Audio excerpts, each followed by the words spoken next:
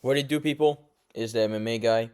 Today, I just wanted to talk about, briefly, talk about why MMA is the superior combat sport. Because I'm starting to talk about, boxing.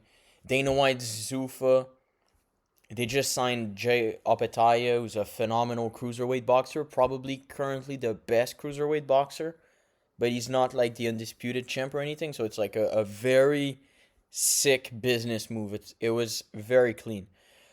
But now I see the preview, and you got Dana White's name on it, and they're calling boxing the purest sport. It is the imposition of a man's will on another.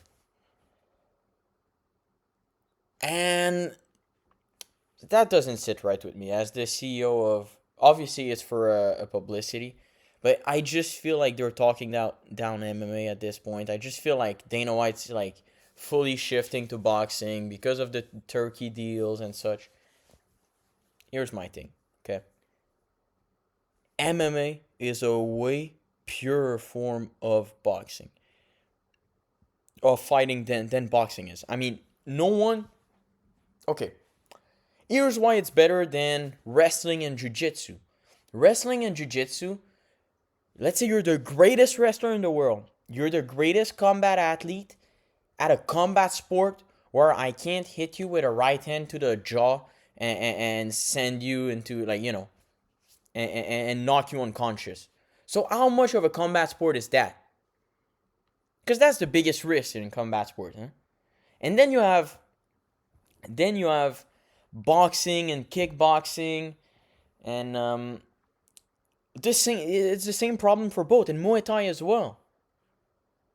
There's a reason why Muay Thai fighters don't translate well, like the Muay Thai stance doesn't translate well in MMA.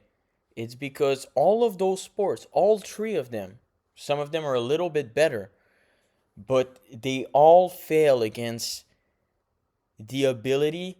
Like, you're the best at a combat sport. Let's say you're Ryan Garcia. Let's say you're Tank Davis. Tank Davis fights at 135 pounds. If Tank Davis fought Umar Nurmagomedov, right now you just put them both in an octagon or a ring, whatever whatever your choosing is. Put them like the little glove or no glove. He's getting submitted in a minute or two, like at most. Okay, like, you're the best at a sport where I can't spike you on your head at any point in time. The same way Bilal did Leon. I can't just throw you on your dome and then start hammering you with elbows to the ground till you give up. Plus, it's more concussive because you have 10 seconds to get back up. Boom, boom, boom. They take a lot more brain damage. Historically, more people die. So there was a boxer that died last year, actually. I think two of them died in very close in time. Compared to MMA, where that's not ever happened yet. Like, I don't even know what. How is that the purest sport? Purest, as in, like, when you say pure, okay? It's like if I touch gold, okay, gold is pure. If I, like, I don't know, use gold and put some, like, fake gold as a part of it, and then it, like, to make it like a bigger stone or something, then it's not pure anymore. If I use it for something, it's like purest. How is a sport that only allows for fighting with the fist? Obviously, you like, the feet are involved in footwork and everything, but I can't use them to strike you. I can't use them to inflict damage on you, which is a part of the, which is the what the scoring criteria is based on. It's not based on how well you're moving. The moving is so that you can inflict more damage. Okay? If boxing was actually the purest form of combat sport, bro, wrestling would have been patched in MMA. Because MMA is the closest thing to, like, gladiatorial combat without swords. Okay? That's the reality of it. And when I see someone who, like Dana White, organization, they're calling it the purest form of fighting. Dude, that was not needed at all. And I just feel like they've been going down this road. Oh, now Paramount bought us, so now we don't really have to, like, you know, it's like they don't have to provide the, like, best product anymore. Now we'll just focus on the boxing. We'll let Paramount deal with the MMA. Dude, this is absolutely insane to me. And dude, the idea that, like, you know what's the problem? Everyone's always talking about UFC should do a Muay Thai thing and a kickboxing thing like one is doing. Do you know what the problem is? That these hard form are restricted. Oh, you're the greatest in the world at a combat sport where the scoring criteria is how much trauma I can put on you, but I'm not allowed to grab you, take you down, and submit you, or just control you, inflict damage with ground and pound. So I can't do any of that, which. And you're telling me that this is. Like, people are saying that. People that say that are entertained. They're really not entertained by the level of competition, because there are phenomenal strikers in MMA that get absolutely whooped because their grappling isn't good. Like, you got guys like Yair Rodriguez, okay? I'm sure he'd be good in kickboxing. He'd be great in kickboxing even. Or whatever. But that guy's a wet towel.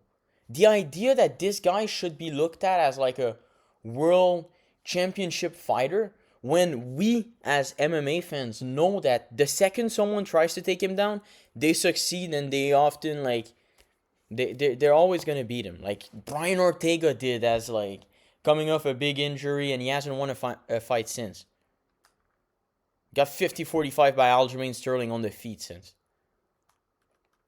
Like, Brian Ortega has never had a good wrestling base, and that guy submitted him in 2 rounds.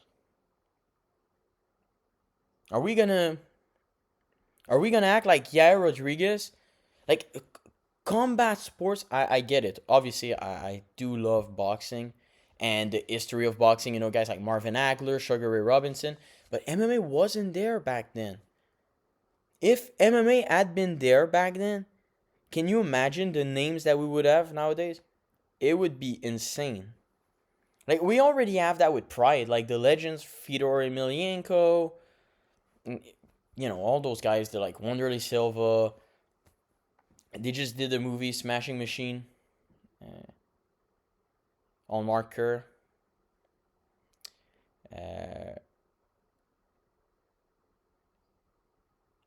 So, I'm just saying, I know that historically boxing has been the greatest combat sport, like, in terms of its rich history.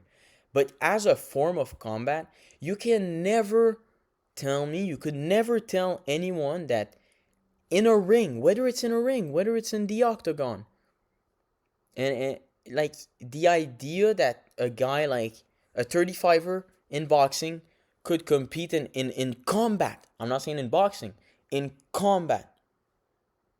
The purest form that we know of.